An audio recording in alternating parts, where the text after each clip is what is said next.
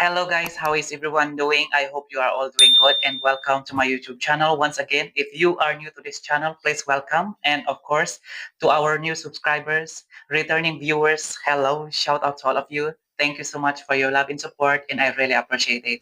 Yeah, so for today's video, as I mentioned earlier from my previous vlog, which is I share my TikTok experience as an affiliate or a small TikTok affiliate. Yeah, correction. Yeah, so this time I'm going to share again the second free sample that I received from the seller, which is I know that hindi lahat nabibigyan ng free sample pag ikaw ay nagre-request. Pero grateful din naman ako at ako ay nabigyan or naka-experience din naman ng free sample from the supplier or from the seller. Yeah. So, yan, i-share ko sa inyo guys kung ano ito. At yan, syempre, kung gusto niyo malaman, tara na at papakita ko sa inyo. Let's go!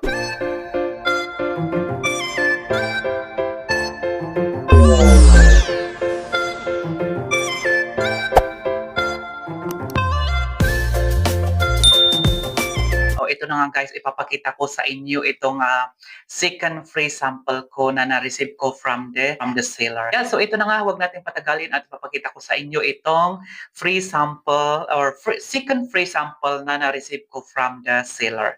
Yeah, so ito na nga siya. So, ayan. Ayan. So, ganito ang itsura niya. Hindi naman ganong kalakihan, pero syempre, ikaw pa naman ang makareceive ng mga free sample na kagaya nito. Ayan, ito naman ay nose hair trimmer, di ba? O, di ba? Ikaw ba naman ang bibili ng nose hair trimmer?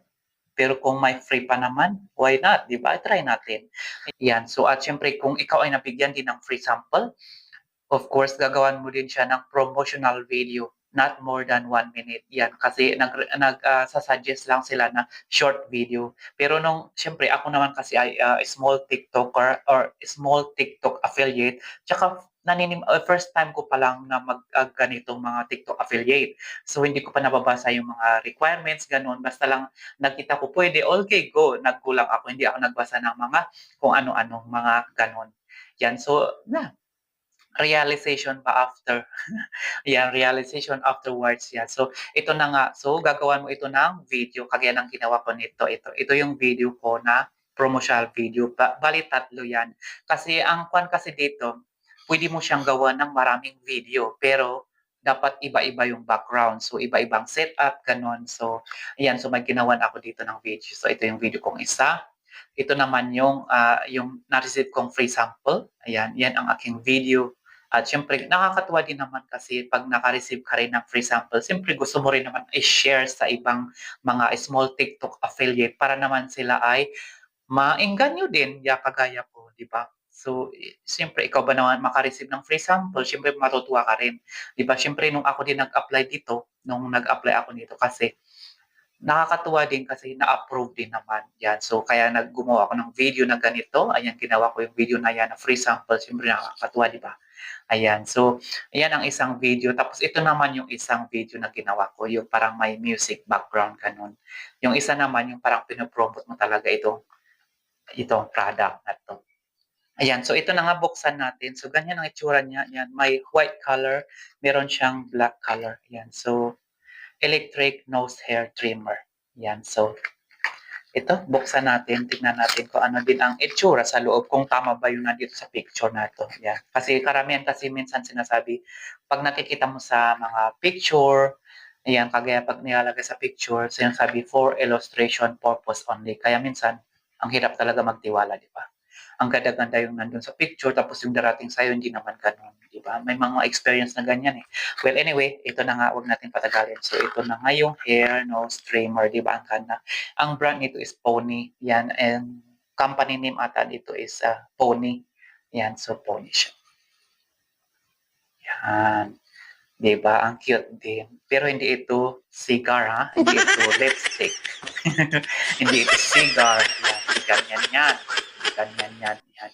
Ito ay para sa ilong. Pero hindi ganyan yan, ha? Ganito siya. Siyempre, bubuksan muna natin. Yan. Buksan mo ng ganyan. Ayan. So, makikita mo dito, nandito yung mga plate niya nandiyan sa loob. Ayan. Yan, ganyan siya. Okay, ganyan. Ganyan ang itsura. Tapos, nandito naman yung USB charger. Yan, so USB plug. Dito mo siya ipa-plug pag i-charge mo siya. Tapos nandito naman yung on and off button niya. Yan. Yan, naririnig niyo yan guys.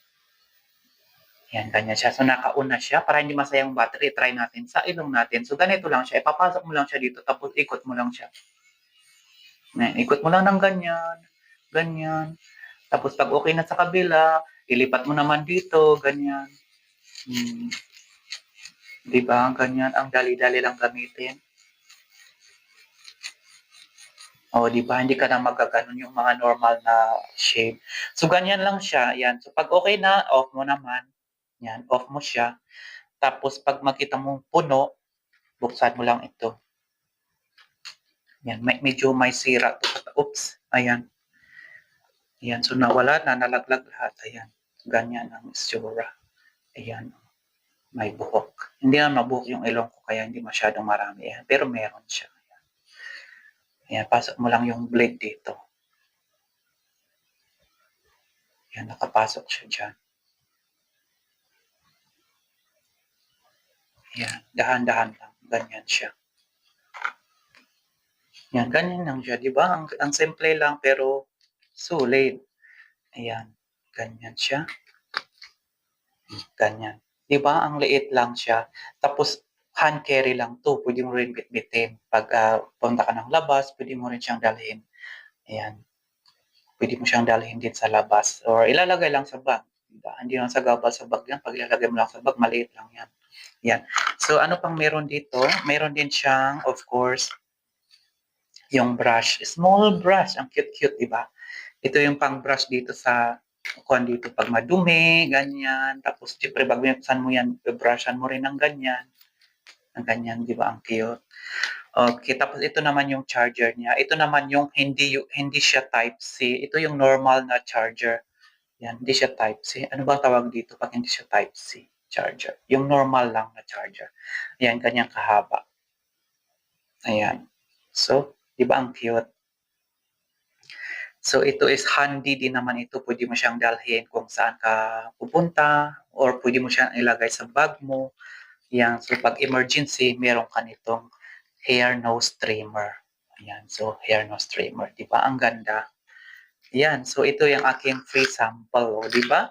Nakakatuwa din makaka-receive ng free sample. Yan. Kasi hindi laman lahat nabibigyan ng free sample. Yan. So, nakikita nyo man yung video ko dyan. Yan. So, ganito siya. Ang ganda. Di ba? At syempre, pagtapos naman gumawa ng promotional video, sa'yo na to. Di ba? Ang ganda, di ba? Tignan nyo man. Di ba? Ang ganda. So, ayan, guys. Ayan, ganito ang experience ko as a small TikTok affiliate. At least naka-experience din naman ako ng free. Yan, so ang naman kasi dito, ang patakaran naman kasi dito pag nabigyan ka na ng product na ito or free sample na to, kailangan siya gawan mo siya ng promotional video within. Kailangan hindi siya mag-exit ng 7 days. Yan, kasi may expiry date din. Kailangan gawan mo siya agad within 7 days. Yan. So pag 7 days na, yun, mawawalan ka na parang sabi nila, pag hindi mo siya nagagawan agad ng promotional video tapos nag-expired, sa susunod na mag-request ka ng promotional video, parang hindi na maganda yung record mo. Ganon. Ganon ang pagkakalam ko na sinabi yan, nabasa ko sa kanila. Yan, so mga patakaran. Yan, kasi gagawa ka ng promotional video. Tapos yun, ganyan siya. Ang ganda. So, gagawan mo siya ng promotional video. Yun lang. Tapos, pwede mo siyang gawan kasi meron mga TikTok affiliate din na wala silang product na ipapakita, di ba? So, ang ginagawa nila kung may iisa kang product, ang suggest nila, pwede mo siyang gawa ng ilang video. Pero kailangan yung background mo mapapalitan, yung mga suot mo, kailangan mapalitan yung background, setup, ganun. Yan, parang hindi siya ano bang tawag doon, double video, tama ba yun? Yan, para hindi siya maganon, hindi tayo magka-violation sa ganon. Yan, kasi magkaka-violation ka kung pare-pares lang ang background mo, same video, same product, pero same video, same background, yan, magkaka-violation ka dyan. Kaya, yan, tandaan nyo yan guys, kung kayo ay small TikTok affiliate, yan, advice ko sa inyo, dapat kung iisa lang yung product niyo, gusto niyang gawan siya ng 10 video, gano'n. Dapat iba-iba yung background, iba-ibang setup, siyempre yung suot mo rin iba-iba rin. Yan, so ganyan guys. So ito yung aking second free sample at ito ang aking experience dito sa product na 'to, 'di ba, nakakatuwa. Yan guys, so thank you so much. Yeah, thank you so much for joining me again on this video or on this vlog. Yeah, and I really appreciate it. Yeah, so that's it for today guys. Thank you so much. And of course, abangan niyo ulit itong pangatlo kong free sample, di ba? Nakakatuwa. Yan.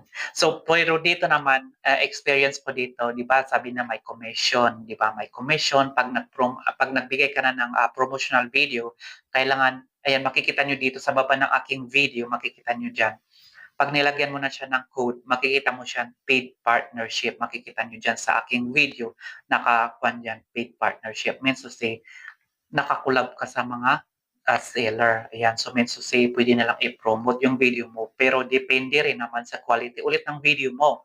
Ayan, so sa akin naman kasi, ang purpose ko lang dito, ang isang main goal ko dito is makakuha ng free sample. At least ginawan ko siya ng promotional video. At least meron akong free sample. Hindi na ako naghahangad ng magkaroon ng malaking commission or mai-promote yung video ko. Pero ito yung isang paraan kasi iinganyoin ka ng isang seller na ipopromote yung video mo, makakakuha ka ng commission. Pero nung naibigay ko na yung code sa seller, wala namang nangyari sa aking video, hindi naman tumaas yung views and likes and commission, pero sa akin wala yun, okay lang yun kasi at least naka-experience ako. Yan, kasi nakita mo yung mga big TikTok affiliate kasi nakakaengganyo sila, di ba? Ang lalaki ng kanilang commission, 6 digit na sinasabi nila na, ay, sana ganun din ako. Pero sana hindi tayo mawawala ng pag-asa na kagaya ko yung mga small TikTok affiliate, try lang natin, di ba? Yan. So, at siyempre yung pag-a-apply din ng mga free sample, try lang din naman natin. Kasi minsan ang mga seller kasi tinitignan din yung TikTok account natin kung ano ba, meron silang tinitignan diyan yung mga followers mo, kung ilan yung followers mo, tapos titignan nila yung mga views ng video mo, tapos ano yung mga pinopromote mong video. Kasi sa akin kasi minsan nagme-mix, yan. So kaya siguro ganun din, yan. Minsan din kasi nawawalan din ako ng gana, pero okay lang din, naka-experience, 'di ba? Minsan promotional video, minsan gumagawa ako ng dancing, minsan gumagawa ng mga good vibes, gano'n. Yan. So, yun lang ang aking experience. Yan. So, thank you guys for watching and see you again on my next video. Yan. So, God bless to all and bye for now.